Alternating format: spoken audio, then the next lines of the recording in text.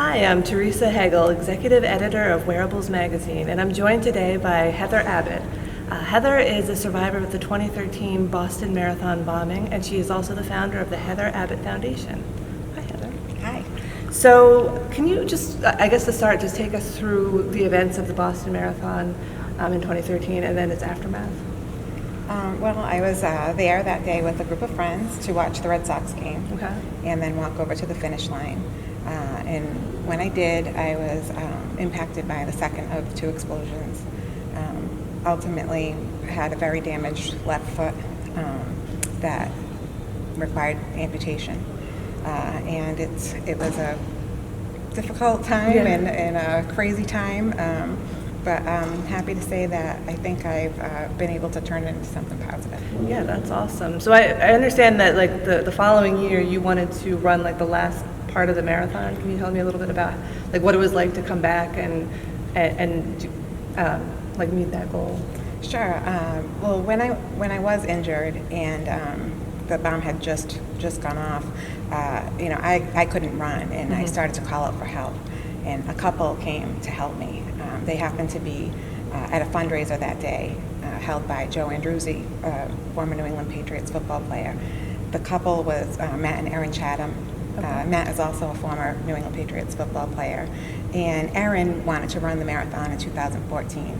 So I really wanted to be able to finish it with her. I had been practicing on my running leg and thought it would be a really nice accomplishment for the two of us to be in quite a different place than we had been the year before. How did that feel? Oh, it was amazing. Yeah. That's awesome. So, obviously after this, it's a big life change. Like, what are some of the adjustments you've had to make over the years?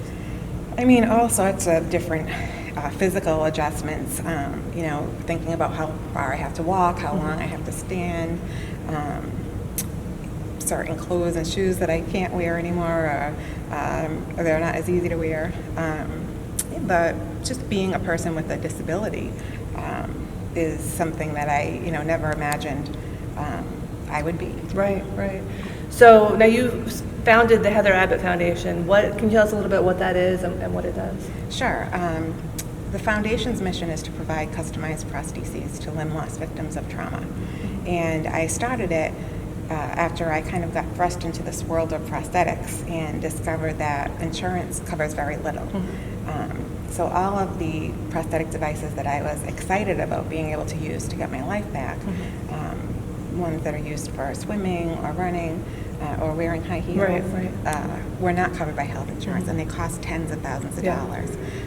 As a recipient of the Boston One Fund, or a beneficiary, I had access to funds to get those devices, where most amputees do not. Right.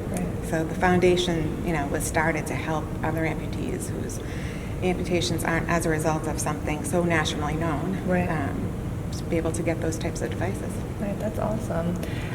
So what would you say is like the biggest takeaway you hope people get from your story?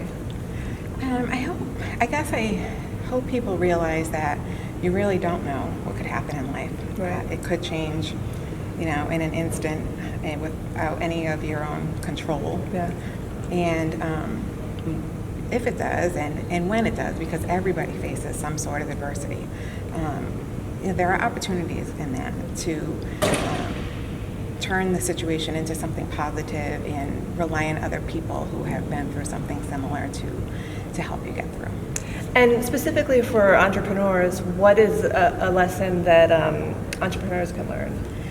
Well, when I started the Heather Abbott Foundation, I had never worked in the nonprofit industry at all, never imagined I would. I didn't know what I was doing, but I was really passionate about what I was doing. And I think because I was so passionate, I was able to be successful. So I think if you are passionate about something and you decide to go for it, you can figure it out along the way and make it happen. That's awesome. Well, thank you so much, Heather. Thank you.